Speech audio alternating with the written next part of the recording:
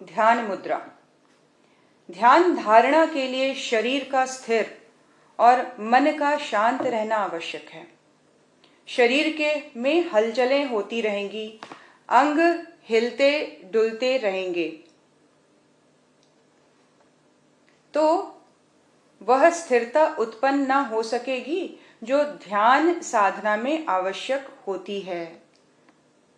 Message आया है कि आवाज़ क्लियर नहीं है। दीदी, आज नेटवर्क पूरी तरह से प्रॉपरली काम कर रहा है। अगर बीच में डिस्टर्बेंस होगी तो एक बार चेक करिएगा, आपकी तरफ कोई प्रॉब्लम ना हो इंटरनेट में। बाकी लोगों का मैसेज है, क्लियर है आवाज़, तो एक बार अपने एंड पे देख लेगा। मेरे ख्याल से उस तरफ प्रॉब्लम होगी। हाँ, चलिए, बने रहेंगे सभी, गुरुदेव के समक्ष बैठे रहें।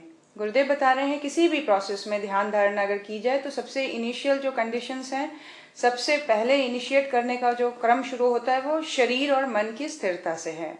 इसीलिए शरीर का स्थिर और मन का शांत रहना बहुत जरूरी है।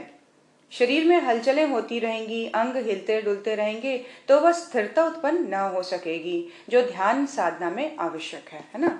हिलता डुलता शरीर कहीं ना कहीं हिलती डुलती मनस्थिति को रिप्रेजेंट करता है। इसीलिए मन को शांत, शरीर को स्थिर करके बैठने के प्रयास में, चाहे उसके लिए आपको पूरे अरेंजमेंट करना पड़े, चेयर में बैठ के आप कंफर्टेबल रहते हैं, चेयर में बैठ के ध्यान करिए, बेड में बैठ के करते हैं तो सारी तैयारी करके बैठिए कि भाई मुझे कुशन चाहिए पीछे ताकि मेरा बैक इरेक्ट रहे, सीधा रहे। तो ये सारी चीज़ें ध्यान में रहे ताकि बाद में शरीर की तरफ फोकस ना जाए, उसको स्टेबल करने में एफर्ट ना लगाना पड़े।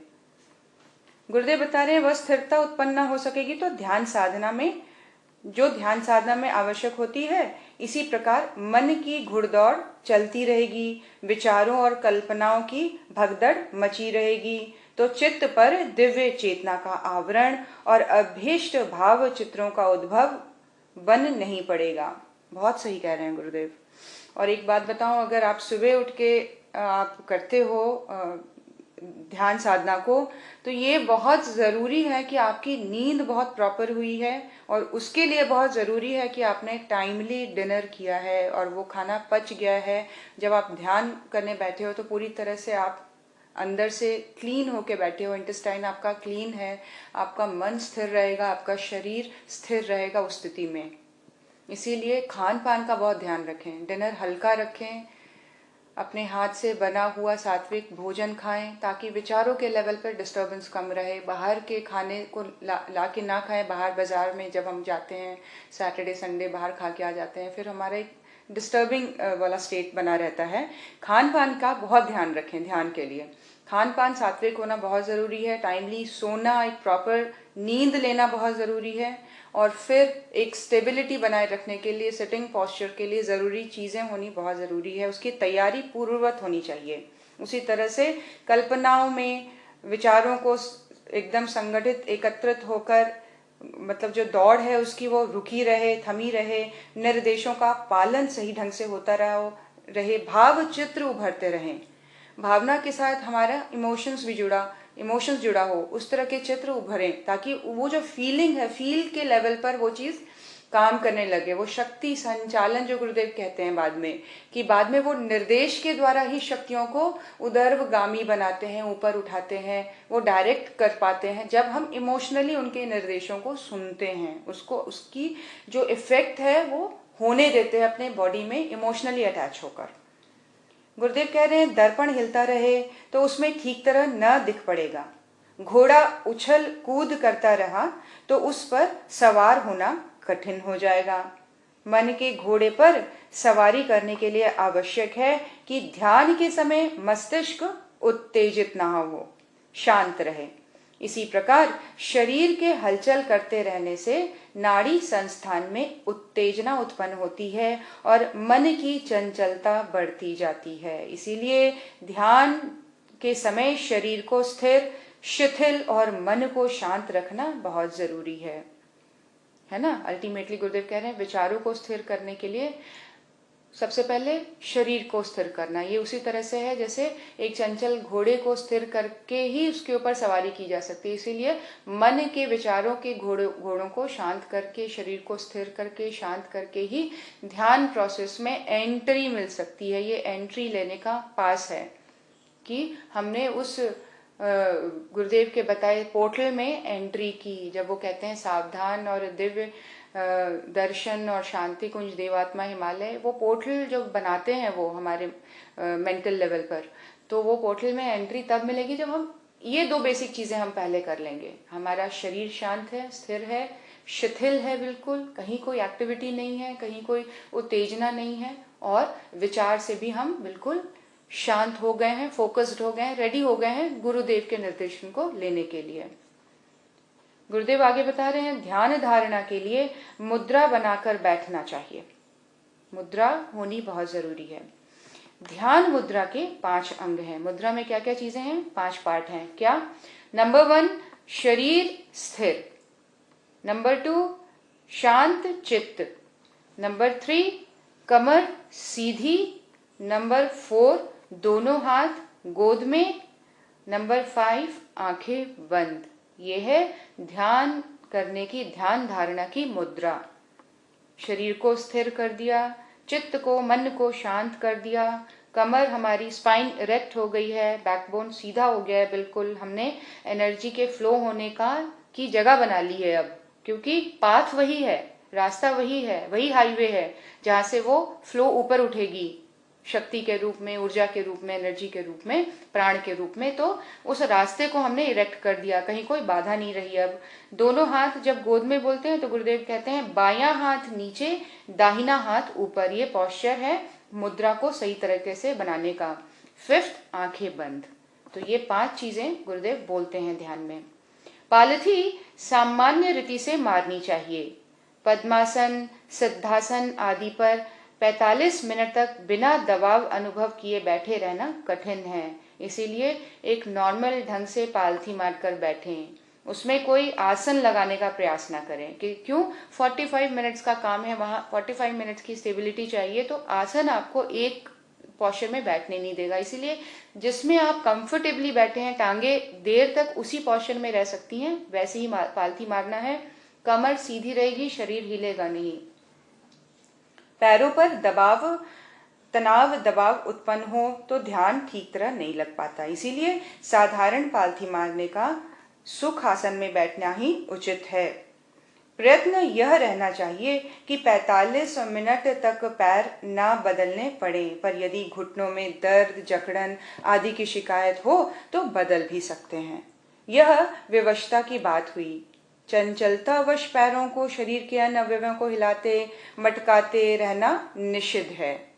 फिजिकल लेवल पर अगर पेन है तो आप उस पोस्चर में चेंज ला सकते हैं थोड़ी देर के बाद, लेकिन मन की चंचलतावश अगर वो आपको करना पड़ रहा है तो ये ध्यान के प्रोसेस को ब्रेक करेगा, पूरे फ्लो को नहीं होने देगा, उसके पूरे रिजल्ट को उत्पन्न नहीं होने देगा, है ना। जो हमें रिजल्ट चाहिए, जो इसका पूरा प्रोसेस है, इसकी उपयोगिता जो होनी चाहिए जीवन में, वो नहीं हो पाएगी।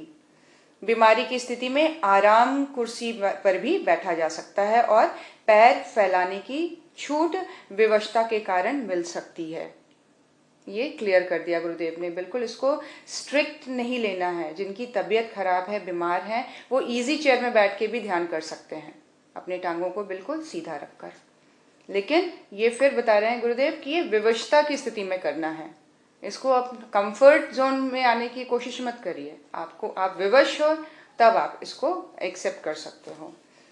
अब गुरुदेव बता रहे हैं ध्यान मुद्रा में बैठकर शरीर को ही नहीं बहिरंग वृत्तियों को भी शांत करें। मस्तिष्क से हर अंग को शांत स्थिर करने के संकेत भेजें। वृत्ति अंतर्मुखी होने पर शरीर में हल्कापन लगने लगेगा। बहुधा हृदय की धड़कन के स्पंदन सारे शरीर में सहज ही अनुभव होने लगते हैं। ध्यान को इसी हल्केपन अथवा स्पंदन पर केंद्रित करें। इससे बाहरी चिंतन की ओर मस्तिष्क नहीं जाएगा। बहुत सुंदर गुरुदेव बता रहे हैं, जो मन, जो विचार, जो बुद्धि हमें बाहर की ओर रख रही है, बहिर्मुखी बनाया हुआ है, उसी के द्वारा हम अंतर्मुखी बने। ब्रेन को बोले चलो मुझे सारी बॉडी के पार्ट्स के इंस्ट्रक्शंस दो। अब ब्रेन लगा हुआ है, पैरों को ढीला करो, शांत करो, तलवे को शांत करो, टांगों को बिल्कुल ढीला छोड़ो, शिथिल छोड़ो, ऐसे ब्रेन को लगा दीजिए इस प्रोसेस में। मस्तिष्क से हर अंग को शांत करने के संकेत भेजना शुरू करें।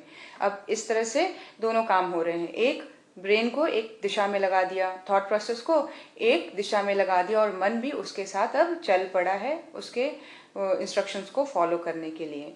वृत्ति अंतर्मुखी होती चली जाएगी धीरे धीरे और शरीर, गुरुदेव कह रहे हैं, बिल्कुल हल्का लगेगा और यहाँ तक कि हृदय की धड़कन के स्पंदन सारे शरीर में सहज ही अनुभव होने लगेंगे।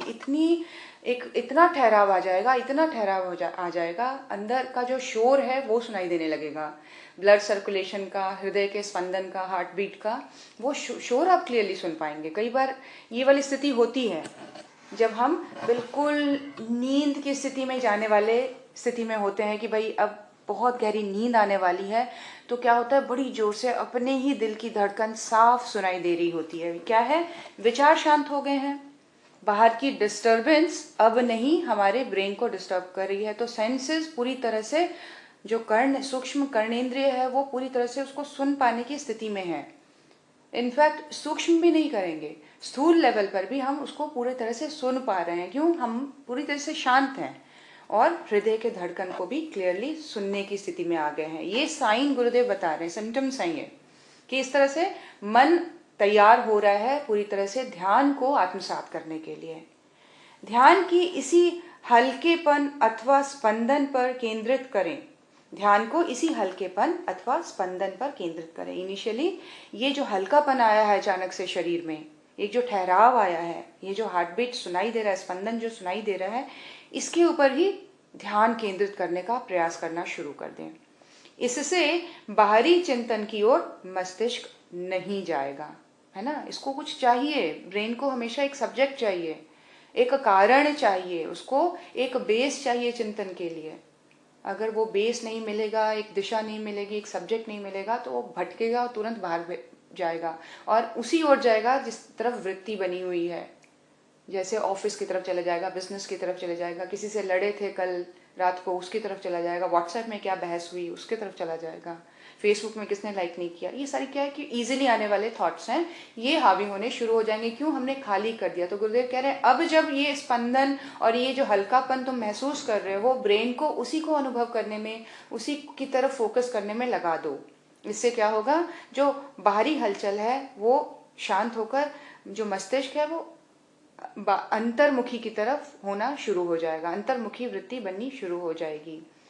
गुरुदेव बता रहे हैं जो सेकंड पॉइंट है, पहला था ध्यान की मुद्रा, ये पूरा मुद्रा वाली स्थिति है जहाँ पे हम अंतःकरण को बिल्कुल शांत कर देते हैं और बाहरी चिंतन से बिल्कुल काट देते हैं। हमारा पूरा फोकस शरीर के हल्केपन और वो हृदय के स्पंदन, हार्ट बीट का जो सुनाई पड़ रहा है वो वाइब्रेशन, हम उस पर फोकस करने लग जाते हैं। दूसरा पॉइंट है दिव्य वातावरण। आगे गुरुदेव बताते हैं दिव्यता में बैठे हैं आप जहाँ बैठे हैं वो किस प्रकार से दिव्य है, ये क्लियर करते हैं गुरुदेव। इसको फील करो कि तुम किसी साधारण लोक में नहीं हो। अब जो ध्यान होगा वो ऐसे वातावरण में होगा जहाँ से तुम्हें ये दिव्यता प्राप्त होंगी। कैसे? उपयुक्त स्थान एवं वातावरण होने पर सफलता की संभावना सुनिश्चित होती है।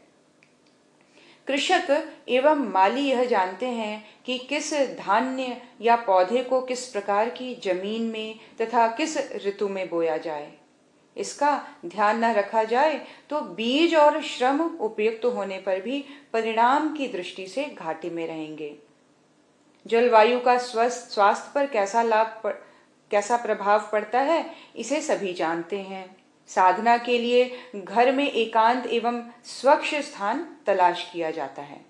भावनात्मक दृष्टि से भी अधिक पवित्र और प्रभावी वातावरण की आवश्यकता होती है। ठीक उसी तरह जैसे सिर्फ एक उस प्रोसेस में देखिए, क्योंकि गुरुदेव कहते हैं ये जो हम साधना के बारे में पढ़ रहे हैं, ये साधना का जो प्रोसेस है, गायत्री की जो योग साधना है, ये पूरी तरह से उसी प्रक्रिया से जुड़ी हुई है जो प्रक्रिया एक किसान का खेती करने के साथ होता है।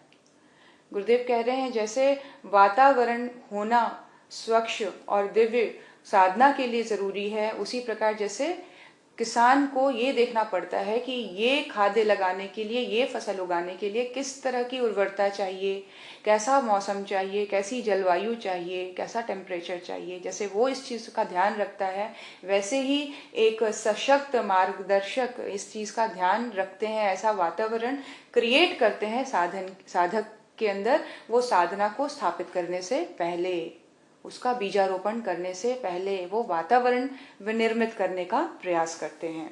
इसीलिए भावनात्मक दृष्टि से भी अधिक पवित्र और प्रभावी वातावरण की आवश्यकता साधना के काम में भी पड़ती है। उस तथ्य को ध्यान में रखते हुए ब्रह्मवर्चस्व साधना के लिए सप्त ऋषियों के ऐतिहासिक तपस्थान की भूमि का चयन किया गया है। गंगा अपनी पवित्रता और हिमालय अपनी शांति शीतलता के लिए प्रसिद्ध है। ये प्रभाव शरीर और मन दोनों पर पड़ता है। इसीलिए भगवान कृष्ण से लेकर प्रायः सभी उच्च कोटि के अध्यात्म साधकों को गंगा की गोद और हिमालय की छाया का आश्रय लेना पड़ा है।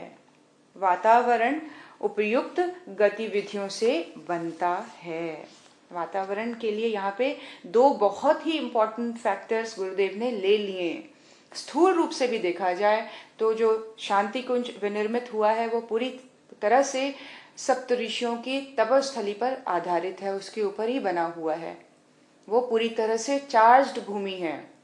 उसके नीचे जहाँ ये देवात्मा हिमालय बना है और जहाँ पे प्रखर प्रज्ञा श्रद्धा का पूरा शांति कुंज का ये जो स्थान है वो तीर्थ, उसके नीचे गंगा जी प्रवाहित हो रही हैं। थोड़ी सी खुदाई में ही पानी निकल जाता है। तो गंगा माँ की जो पवित्रता है, जो उनका जो सूक्ष्म ऊर्जा जो है गंगा की, वो वहाँ पूरी तरह से एग्जिस्ट करती है। वो पूरी तरह से उस वातावरण को की दिव्यता को बढ़ाती है। माँ गंगा की एग्जिस्टेंस, सप्त ऋषियों के तप की ऊर्जा शांति कुंज को दैदीप्यमान करती है, उज्जवल रखती है, हमेशा ज्वलंत रखती है और साधना के लिए पूरी तरह से उपयुक्त वातावरण को विनिर्मित करती है। ये सोचकर, ये देखकर, ये डिसाइड करके वहाँ शांति कुंज विनिर्मित किया गया था। गुरुदेव ध्यान के दौरान हमें वहाँ ले जाते हैं, पूरा इंस्ट्रक्शंस देते हैं कि हम उस दिव्य वातावरण में जाकर बैठ जाएं। हम भावना के रूप में, चेतना के रूप में वहाँ बैठते हैं तो वो सारी चीज़ें अपने आप क्रियाशील हो जाती हैं बॉडीली लेवल पर, है ना। तो गुरुदेव यहाँ बता रहे हैं कि यह प्रभाव शरीर और मन दोनों पर पड़ता है। इसका जो दिव्यता का जो प्रभाव है वो शरीर के साथ साथ मन के ऊपर पड़ता है। इसीलिए भगवान कृष्ण जैसे अवतारी चेतनाओं ने भी, और भी बहुत सारे लोगों ने अपने अवतारी काल में, अपनी लीला वाले काल में, उन्होंने हिमालय की गोद में, हिमालय की छाया में और गंगा की गोद में आश्रय लिया था। वातावरण उपयुक्त गतिविधि से बनता है। गुरुदेव कह रहे हैं साधकों को सहज स्थिरता एवं प्रेरणा मिलती रहे, प्रगति का प्रवाह अनायास ही चल पड़े, इसके लिए शांति कुंज के ब्रह्मवर्चस्व आरण्यक को समर्थ गायत्री तीर्थ के रूप में विकसित किया गया है। उसका विकास, उसका निर्माण, उसका जो भूमि का जो चयन हुआ है, ये सारी इस बेस पे हुई है कि ये कितना दिव्य है। यहाँ तप की ऊर्जा है, यहाँ गंगा जी के प्रवाह की दिव्यता है, प्रचंड ऊर्जा का समावेश है इन सब चीजों को लेकर। तो गुरुदेव कह रहे हैं कि साधक के मनस्थिति को साधना के अनुरूप बनाने के लिए इस बात का ध्यान रख के ही शांति कुंज के ब्रह्मवर्चस्व आरण्य को समर्थ गायत्री तीर्थ के रूप में विकसित किया गया है। ये ब्रह्मवर्चस्व आरण्यक है, यहाँ ईश्वर के तेज का पुंज है। यहाँ पे ईश्वरीय तेज एकत्रित है, आरण्यक है, यहाँ पे जमा है। अगर सूक्ष्म दृष्टि किसी को मिलती है तो वो देख पाता है कि शांति कुंज का वातावरण, उस घेरे के अंदर जो तेज है, जो ईश्वर का जो प्रकाश वहाँ पे स्थिर है, वो कितना प्रचंड है। एक बहुत ही गहराई में गया हुआ आत्मज्ञानी साधक ही उसको फील कर पाता है। नॉर्मल लेवल पर भी जब हम जाते हैं तो हम बहुत मेजर डिफरेंस फील करते हैं मोमेंट हम उस शांति कुंज के बाउंड्री के अंदर एंटर करते हैं, गेट के अंदर एंटर करते हैं।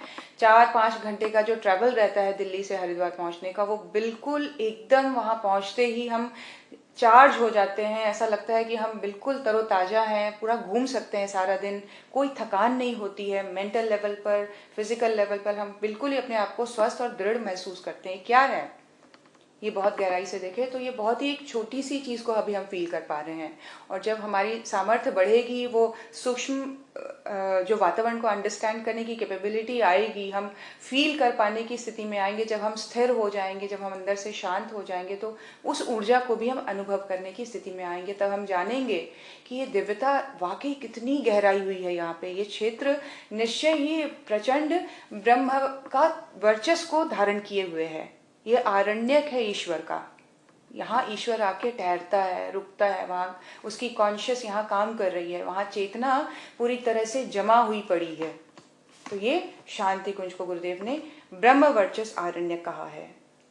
गुरुदेव बता रहे हैं, अखंड दीप, नित्य यज्ञ, नियमित जप तथा ब्रह्म अनुसंधान के लिए स्व अध्यात्म सत्संग का संदोह यहाँ निरंतर विद्यमान है, जिसकी वजह से वो दिव्यता अनवरत चलती चली जा रही है। अखंड दीप जला हुआ है वर्षों से, नित्य यज्ञ हो रहा है अनवरत, नियमित जप है, ब्रह्म अनुसंधान के लिए स्वाध्यायात्मक सत्संग का संदोह है। वहाँ पे स्पीचेस चल रहे हैं, इतने बड़े बड़े कार्यकर्ता हैं वहाँ पे, जिनका जीवन पूरी तरह से तप से ओतप्रोत है, तो पूरी तरह से समर्पित जीवन जी रहे हैं।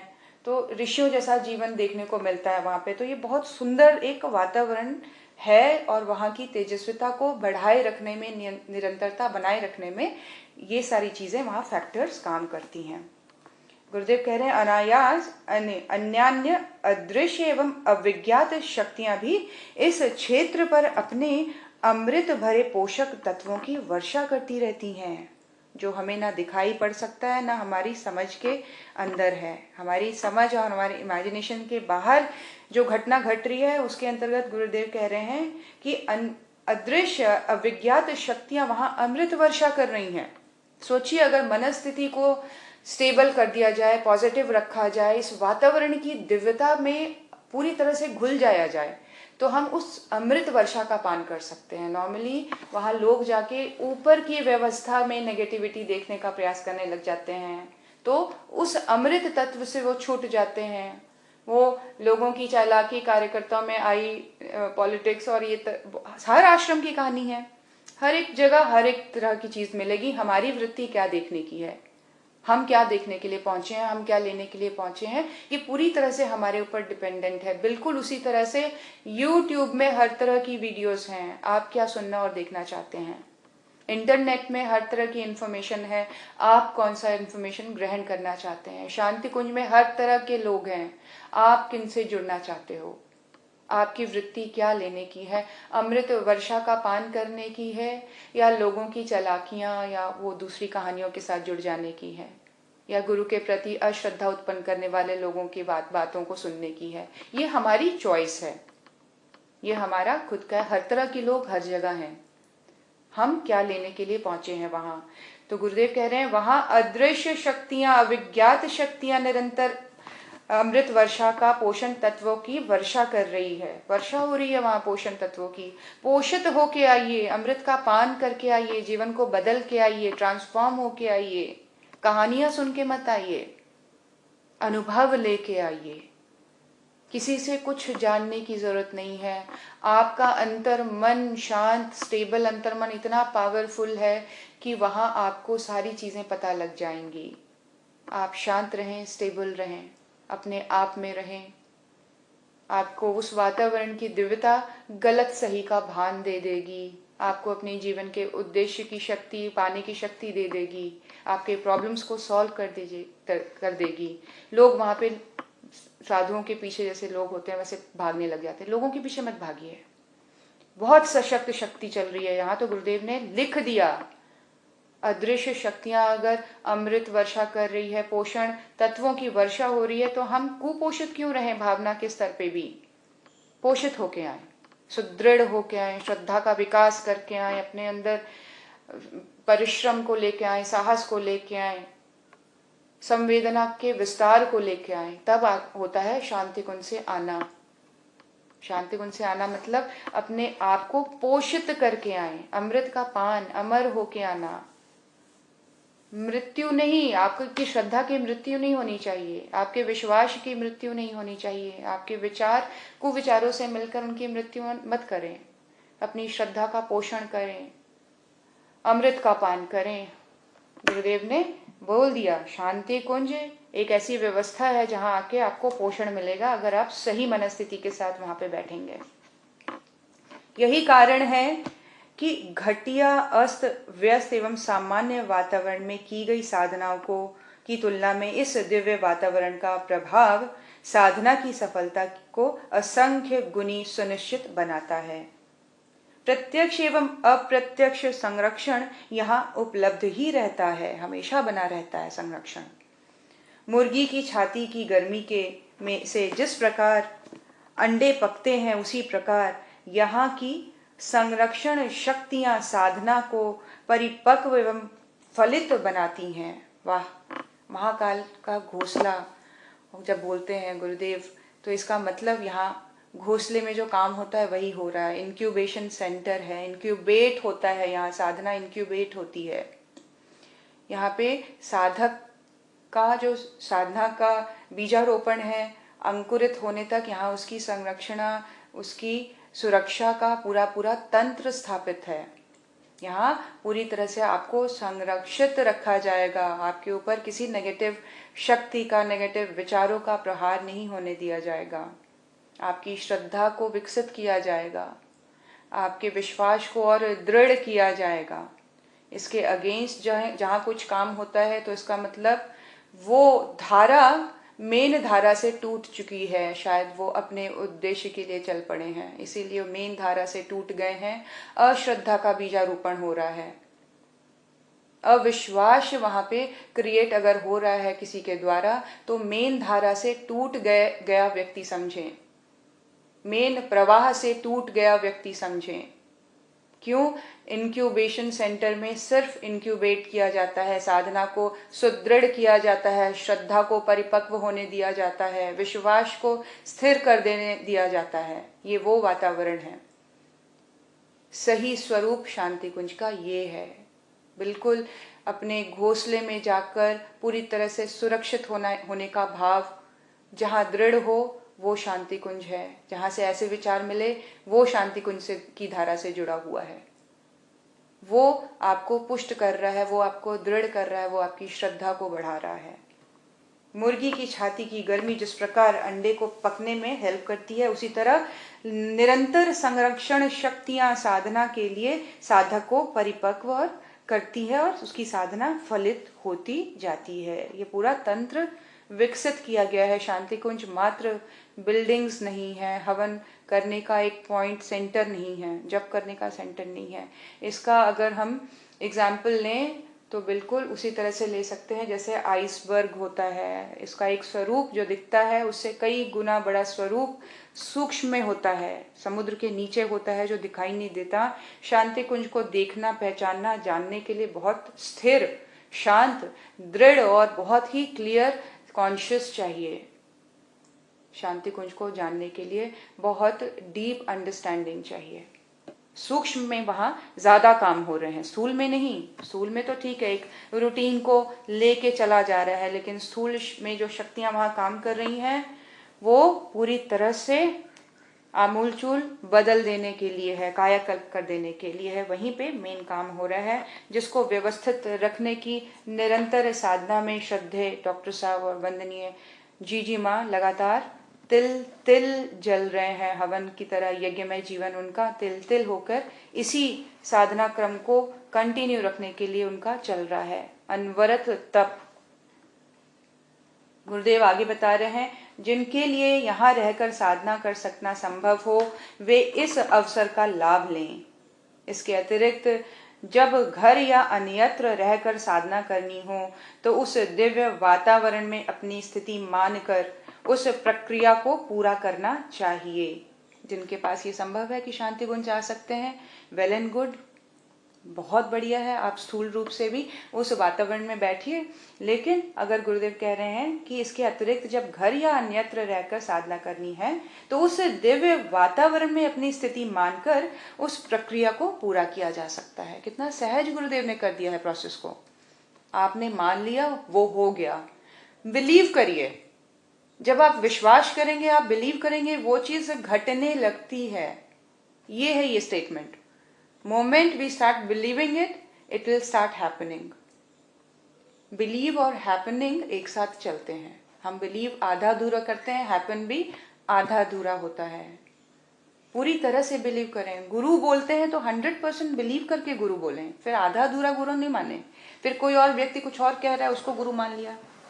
कुछ और व्यक्ति कुछ और बताने लग गया, उसको गुरु मान लिया। नहीं, गुरुदेव जब गुरु हैं तो उनके विचारों को लेके चलो और चैलेंजेस लो लाइफ में। फिर क्यों भटकते हैं हम? 100% की है यहाँ पे कहानी, आधे अधूरे मनस्थिति की नहीं है। वहीं पे सारी चीजें टूट जाती हैं, श्रृंखला प्रवाह सब गति सब वहीं टूट के रह जाता है। ऊपर से चाहे हम पीले वस्त्र पहन के घूमते रह जाएं जीवन भर, अंदर से अगर गुरु के साथ नहीं बने हुए हैं तो अच्छा है कि आप बाहर रह के अपना नॉर्मल उपार्जन आजीविका चलाएं। वो ज्यादा अच्छा है लोगों को भड़काने से। जिनके लिए यहाँ रहकर साधना करना संभव हो वे इस अवसर का लाभ ले सकते हैं। इसके अतिरिक्त जब घर या अन्यत्र रहकर साधना करनी हो तो उस दिव्य वातावरण में अपनी स्थिति मानकर उस प्रक्रिया को पूरा करना चाहिए। पूजा आचमन में चरणामृत की, स्नान जल में तीर्थ जल की, प्रतिमा में देवता की भावना करके पुण्य फल प्राप्त किया जाता है। पुण्य तीर्थ में रहकर साधना करने की भावना से भी मन को बहुत अंशों से उस प्रकार के प्रभावी वातावरण का लाभ मिल जाएगा। अब गुरुदेव बता रहे हैं कि पूजा जब करते हैं हम, आचमन में चरणामृत की और स्नान जल में तीर्थ जल की, ये भावना हम किस प्रकार से हमारी चल रही है, ये पूरे साधना प्रोसेस को इफेक्ट करती है। वो पूरा क्रम ही गुरुदेव कह रहे हैं तुम्हारी भावना के ऊपर बेस्ड है। इसीलिए कई बार हम भावना से ही कई बार हम अपने तीर्थ की यात्रा कर लेते हैं। भावना से ही हम इतने दृढ़ता से उस स्थान पे पहुंच जाते हैं, उस तीर्थ में पहुंच जाते हैं कि ऐसा लगता है कि वाकई वहां से नहा के आ गए हैं। गंगा जी में डुबकी लेने की भावना इतना एक फ्रेशनेस दे देती है, तो वो चीज कार्य करने लग जाती है। हमारा बिलीफ सिस्टम इतना स्ट्रांग भगवान ने दिया हुआ है कि स्थूल का एक बहुत वीक एस्पेक्ट बताता है ये, कि जरूरी नहीं है कि बॉडी को वहां पे उठा के गाड़ी में बैठ के ले जाना है। बॉडी जा रही है, अगर बॉडी भी गई और विचारों से आप अपने घर पे, बिजनेस में, अपने काम में हैं, अपने दूसरे विचारों में लगे हुए हैं, आश्रम जैसे दिव्य वातावरण में पहुंचकर भी अगर आपके विचार निकृष्ट बने हुए हैं तो शरीर को लाभ मिलेगा, शरीर उस लाभ को ले पाएगा, लेकिन मन की स्थिति में जो परिवर्तन आना चाहिए, जीवन में जो कायाकल्प आ जाना चाहिए, जीवन का जो आमूलचूल परिवर्तन होके एकदम परिष्कृत होकर समाज में को प्रभावित करने की जो क्षमता आ जानी चाहिए, वो सारा विकास थम जाता है। क्यों? शरीर तो पहुंचा, वो पूरा लाभ लेगा, वो वातावरण की सुगंध को, यज्ञ के सुगंध को, उसकी जड़ी बूटी को लाभ लेगा, स्वस्थ होगा, पूरी तरह से होगा। और कहीं ना कहीं कुछ हद तक वहां के तप ऊर्जा से भी वो उसकी अंतरात्मा गलत सही का निर्णय लेने की स्थिति में आएगी। लेकिन फोर्सफुली वृत्तियों के कारण नेगेटिविटी को ही अगर घेरे रहेंगे, बिलीफ सिस्टम अगर ऐसा बना रहे यहाँ कुछ गलत हो रहा है, तो ये दिव्यता वही कैंसिल हो जाती है, ये ब्लॉक कर देता है सारी चीजों को। हम ले नहीं पाते, हम बदल नहीं पाते, हम चेंज नहीं हो पाते, हम उसी धैर्य में जीवन को बिताते ही चले जाते हैं, कुछ नहीं रह जाता, ठूठ की तरह रह जाते हैं। बहुत अच्छा डफली बजा लेते हैं हम, बहुत अच्छा प्रवचन कर लेते हैं, बहुत अच्छा यज्ञ करवा लेते हैं, लेकिन जब गहराई से दरवाजा खोल के उस व्यक्ति को घर के अंदर देखा जाता है तो उसको एक बहुत ही नॉर्मल इंसान की तरह, एक बिलो मार्जिन लेवल पर उसको बातचीत करते, खाते पीते देखा जाता है। क्यों? आपके अंदर तो परिवर्तन को होने ही नहीं दिया, आपके अंदर तो परिवर्तन हुआ ही नहीं, तो ये कैसे होगा? ये कैसे रिफ्लेक्ट कैसे होगा? रिफ्लेक्शन कहाँ से आएगी? तो गुरुदेव कह रहे हैं कि भावना, ध्यान धारणा के समय, अब गुरुदेव आगे बताएंगे, ध्यान धारणा के समय नेत्र बंद करके पहले अपनी आत्म सत्ता को ब्रह्म वर्चस्व के दिव्य वातावरण में पहुंचने तथा वहां के प्रभावों से लाभान्वित होने की भावना जमाने से बहुत कुछ साधना की सफलता का आधार बन जाता है। गुरुदेव ने पहले क्रम में शरीर को शांत, मन को शांत, विचारों को स्थिर कर दिया। दूसरे क्रम में गुरुदेव ऐसे वातावरण में लाके स्थिर कर दे रहे हैं जहाँ पे वो कह रहे हैं कि शांति कुंज तपस्थली है, यहाँ पे लगातार यज्ञ हो रहे हैं, जप हो रहा है, अखंड दीप जला हुआ है, ब्रह्म वर्चस्व का वहाँ पे तेज है, आरण्यक है, ये दिवात्मा हिमालय की छाया है, दिव्य गंगा बह रही है। तो ये दिव्यता का एक वातावरण बनाकर हमें बहुत अंदर से उस दिव्यता के साथ गुरुदेव ने अब जोड़ दिया। अब गुरुदेव कह रहे हैं कि पहले अपनी आत्मसत्ता को ब्रह्म वर्चस्व के दिव्य वातावरण में पहुंचाने तथा वहां के प्रभावों को लाभान्वित होने की भावना जमाने से बहुत कुछ साधना की सफलता का आधार बन जाता है। हमने जब आत्मसात कर लिया कि हाँ अब हम ऐसे दिव्य वातावरण में बैठ गए हैं, तो गुरुदेव कह रहे हैं कि अब आगे का प्रोसेस इजी है। क्यों? हम मेंटल लेवल पर, भावना के लेवल पर, इमोशंस के लेवल पर, संवेदना के लेवल पर उन तत्वों से जुड़ गए हैं जो इसके लाभ को होने देगा, ये प्रोसेस को कंप्लीटली सक्सेसफुली होने देगा। तो उस वातावरण में हम जुड़ गए। संकल्प भरी मनस्थिति से भी अभिष्ट परिस्थिति का लाभ मिल सकता है। भावना जब स्थिर हो जाती है तो उस तरह की सफलता मिलने लग जाती है, और संकल्प भरी मनस्थिति से वो भावना हमेशा दृढ़ रहती है, बनी रहती है कि हम वहीं बैठे हैं।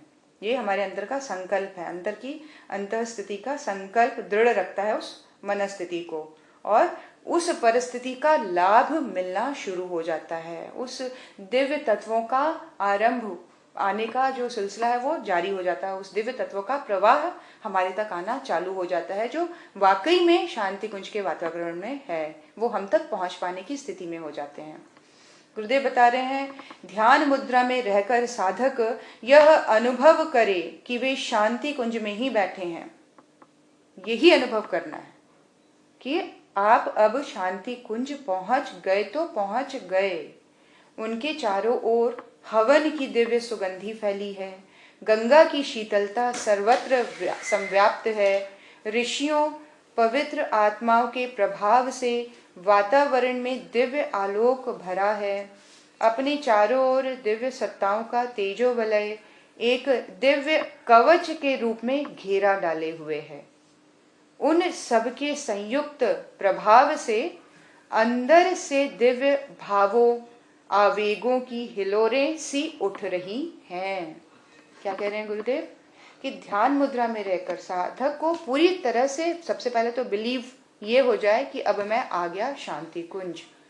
शांति कुंज में आकर वो अनुभव करे चारों ओर जो वातावरण है उसमें यज्ञ की दिव्य सुगंधि फैली हुई है, गंगा माँ की शीतलता सर्वत्र व्याप्त है। आप महसूस करने लगेंगे, आप बिलीव करिए, आपको हवन की खुशबू आएगी, आपकी जितनी डीप ये फीलिंग जाएगी, ये खुशबू तक ले आती है। ऐसे बहुत सारे लोगों ने अनुभव किया है, खुशबू आती है। और गंगा माँ की शीतलता सर्वत्र फैली हुई है। और यही नहीं, यहाँ और भी पवित्र आत्माओं के प्रभाव से ये वातावरण की दिव्यता का आलोक भरा हुआ है। दिव्यता का प्रकाश, पवित्र आत्माओं की जो के वातावरण में जो दिव्यता है उसका आलोक भरा हुआ है चारों तरफ। सफेद रंग के वातावरण का, प्रकाशित वातावरण का अनुभव किया जा सकता है। ऐसे जैसे जब हम प्लेन में जा रहे होते हैं तो कैसा दिखता है, पूरा बादलों से भरा हुआ दूर दूर तक, वैसे ही समस्त शांति कुंज को प्रकाशित, आलोकित, दिव्य आलोक से, दिव्य आत्माओं के प्रभाव से ये वातावरण पूरी तरह से प्रकाशित है, ऐसा अनुभव करें। अपने चारों ओर दिव्य सत्ताओं का तेजोबल एवं दिव्य कवच के रूप में घेरा डाले हुए हैं, ऐसा अनुभव करें। अपने चारों तरफ क्या फील करना है? लोगों के बीच में नहीं बैठे हैं आप, दिव्य सत्ताओं के तेजोवलय के आलोक में बैठे हुए हैं। ये आलोक ने, इस तेजोवलय ने आपके चारों तरफ कवच का घेरा बना दिया है। दिव्य कवच है ना, आपको पूरी तरह से उसने रैप कर लिया है। रैप कर लेना, पूरा आपको पैक कर दिया है पूरी तरह से। उस तेजो वलय ने आपको घेर लिया है, बाहर से कोई भी चीज आपके ऊपर प्रभाव अब नहीं डालेगी। उन सबके संयुक्त प्रभाव से अंदर से दिव्य भावों, आवेगों की हिलोरें सी उठ रही हैं। भाव करें कि आपके हृदय में, आपकी भावना में दिव्यता का आभास, हिलोरे उठने, और वो मतलब फिजिकल लेवल पे भी आप देखेंगे कि आपको बहुत सारी एक सनसनाहट सी होगी बॉडी में, मन में एक जैसे बहुत उमंग या उत्साह की हिलोरें उठने लग जाएंगी, है ना, एक हुक की तरह की, जैसे एकदम आप वाह ये क्या हो रहा है, ये अनुभूति होनी। ये गुरुदेव वहां तक ले जा रहे हैं कि ये अनुभव संवेदना के लेवल पर, भावना के लेवल पर उस कदर इतना डीप चले जाए कि आप एक्चुअली उसको फील करने, उसकी खुशबू को लेने, उसकी शीतलता को अनुभव करने की स्थिति में आ जाएं, तो ये कमाल घटने लगेगा। आप पूरी तरह से उस दिव्य भावों की हिलोरे अपने अंदर अनुभव करने लगेंगे। आइए गुरु चेतना के समक्ष बैठे हैं। सबकी अज्ञानता दूर हो गुरुदेव, सबका भ्रम दूर हो, ज्ञान का प्रकाश सबको मिले, नया विचार, नई ज्योति, नया क्रम आरंभ हो सबके जीवन में, विषाक्तता दूर हो, ईगो सेंट्रिक जो एफर्ट्स लगते रहते हैं संसार को डिस्टर्ब करने के, वो सारी चीज़ें टूटते चले जाएं, मिटते चले जाएं, उनका एग्जिस्टेंस समाप्त हो जाए, ऐसी प्रार्थना गुरुदेव के समक्ष बैठिए, बहुत दृढ़ होके करिए। आज वातावरण में बहुत डिस्टर्बेंस है, उसको शांत करने का, उस विष को समाप्त कर देने का, इस शिव महाशिव, इस महापार्वती महाशक्ति माँ के समक्ष बैठ के प्रार्थना करें। दिव्य गुरु चेतना हमें देखकर मुस्कुरा रही है, आनंदित है, पूरी तरह से ये सारी क्रिया उनके कंट्रोल में हो रही है, ये आश्वस्त कर रही हैं। गुरुदेव इस पूरी क्रिया को बहुत द्रुत गति से इसका संचालन कर रहे हैं, और सारा कुछ फिर से नॉर्मल, स्टेबल, और भी द्रुत गति से होगा, और भी प्रचंड गति से सारे अच्छे काम दुनिया में होने लग जाएंगे। ऐसी प्रार्थना करते हुए गुरु के चरणों में नमन करें, उनको पूरी तरह से आश्वस्त करें। हम प्रेजेंट में रहेंगे, हम आपसे जुड़े रहेंगे, हम भावना के स्तर पर, विचारों के स्तर पर, श्रद्धा के स्तर पर, संवेदना के स्तर पर गुरुदेव आपसे जुड़े रहें। आपसे जुड़ने में ही भलाई है। व्यक्ति आप, विचार आप, शक्ति आप, चेतना आप, सब आप, बस आप मुझे अब एक दिशा में प्रवाहित करें, एक दिशा में फोकस्ड कर दें, एक दिशा में चला दें, व्यवस्थित कर दें, सुंदर बना दें, दृढ़ कर दें, हमारी श्रद्धा को निखार दें, आपके प्रति हमारा अटूट विश्वास बना रहे। बस ये प्रार्थना गुरुदेव के चरणों में नमन करें। ओम नमोस्त्वनंताय सहस्रमूर्तये सहस्रपादाक्षिशिरोरुवाहवे सहस्रनाम्ने पुरुषाय शाश्वते सहस्रकोटियुगधारिणे नमः। सहस्रकोटियुगधारिणे नमः। गुरु चेतना को शत शत नमन।